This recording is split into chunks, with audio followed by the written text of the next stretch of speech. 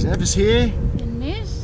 We're coming to you from the land deep down under, ready to dig deep and continue on with our videos here on the Abundance. Hope you're enjoying our first lot of videos for 2018. We're really excited, as mentioned last video, to give you guys solutions going into your 2018 and really help you guys to come from a different angle of light, so to speak, in alternate or obviously options in creating the best possible version of you. Today's video: never set a goal again. What? Never set another goal. Shit. No goals, no purpose. How do you succeed without a goal? How do you get anywhere? Look guys, I'm going to start off goals, and as I always do, definition. Alright, so basic definition of goal: the effort or aim of a person's desired result. Alright, so straight away, the objective of a goal is to reach out for something that may not be here now.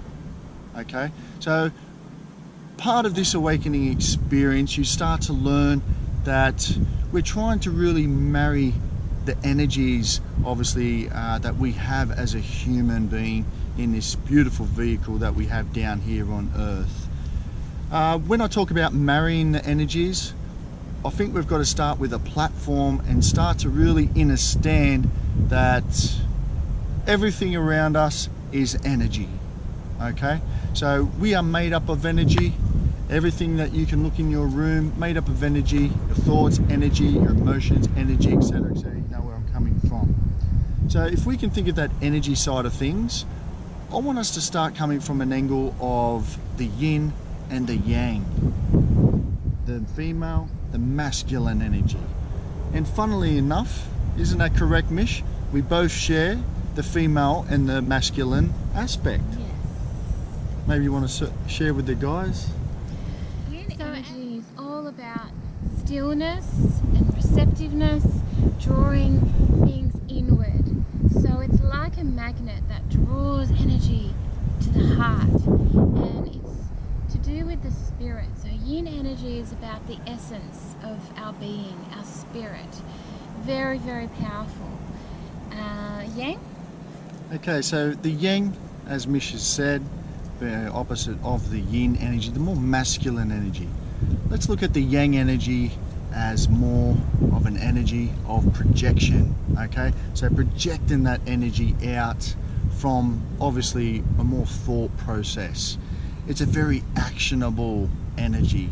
Okay, it's hot, it's rigid, but it's full steam ahead. It's the actual doingness of something. And as Mish said, with the yin, it's the actual beingness. Okay, so last I checked, we were human beings, not human doings. And I think there's a big message there, because in our society, culture, the way we have been taught, educational system, within our workforce, in our daily lives and culture in general, we're constantly going full steam ahead with this yang energy. And the value of the yin, or the feminine energy that we all share, has really been devalued. And in ancient times, these things were actually at a nice balance. So with the masculine energy, what's wrong with that, projecting out all this energy? Well, the thing is, what we find and what we've experienced helping many people get into the best shape of their lives, as I mentioned, is a person, if we can look at a diagram, will set a particular, be at a particular point at A, and they might have a particular point at B, which is the desired outcome. This is very linear shape of reaching a particular goal or desired outcome. What we start to understand in our awakening experience is that energy actually works in spirals. Okay, so with this more yin energy or feminine aspect of self, we actually find there is a shorter direction or shorter route in reaching our particular goal. okay, if you want to call it that for now. So that yin energy of being more serene, still and receptive towards obviously things external, if we start to cultivate that more and you know, be more in connection with self and be much more grounded and come from more a holistic approach in the way that we obviously try to reach desired outcomes, then we actually start to see the miraculous start to happen. See, because on the shape of the yin energy, as I mentioned, being in more of a spiral, we actually start to see that point A, instead of being that linear point B, reaching that in that particular linear direction, it starts to bend and comes back towards you. And this is the magic or the miraculous of working with this yin energy. Some people call it law of attraction. I tend to call it, it's more of a vibration that you obviously send out there. So this is really becoming in touch and connected with self to have that magnetism, to pull things in towards you instead of going out there reaching for all their time. So why this more yin energy approach? Well, because with all this energy and this output that we're projecting, obviously with this masculine energy, unfortunately it starts to become blocked in things that we start to see as stress, anxiety, depression, compulsive disorders, keep going, addictions. It goes on and on. But this is happening in our modern day society.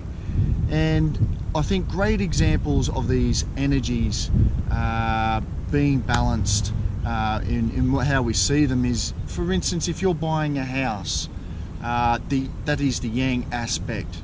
Whereas if you're using the yin aspect of that, you make it a home. Okay. If you're, what's another example, Mish? Yang is almost like resistance. You're fighting, you're defending. Yin steps back, and yin allows things to happen naturally. So it allows the natural flow of energy to move as it needs to, in its own timing. So it's being patient, knowing that there's a process. So it's understanding the natural laws of nature, that there's always a process. There's always a particular time and season for everything to take place. Beautiful, just how I would have said it. So I guess, guys, trying to get the picture here, we're trying to, in the end, say that we want a balance. We've got to find a balance with both this masculine and feminine energy we call the yin and yang of self. We start to become more grounded, and we start to look at ways that are not hurting self, that are more sustainable in the long run. Okay, so what is the solution of this? Well, we would say to go for more of an intention and project, obviously, sorry, not project, but have an intention to be able to pull in with that yin energy. So this might be practicing that stillness. You know, can you be with yourself and your thoughts for more than 1 minute? I don't know. These little exercises that we start to really cultivate this yin energy in our stillness of who we truly are as spiritual beings in this physical vehicle as an experience. Some examples of how I like to enhance my yin energy when I'm feeling out of balance is to really go out in nature. So connecting to nature allows your yin energy to flourish, and it allows your spirit to become stronger and more connected to the energy that's all around us. Yoga's good, deep breathing, going for a walk, all these things that require you to basically be silent, not to talk and not to externalize things, but to just be still and get to know who you really are inside, from the inside out. It's beautiful. So look, the big picture there, guys, is don't forget about self when we're going out reaching for these desired outcomes, or what we would like to preferably call an intention. Okay, so look, we're going to be creating all this creative content to inspire you guys, and obviously motivate you guys to becoming the best possible version of yourself.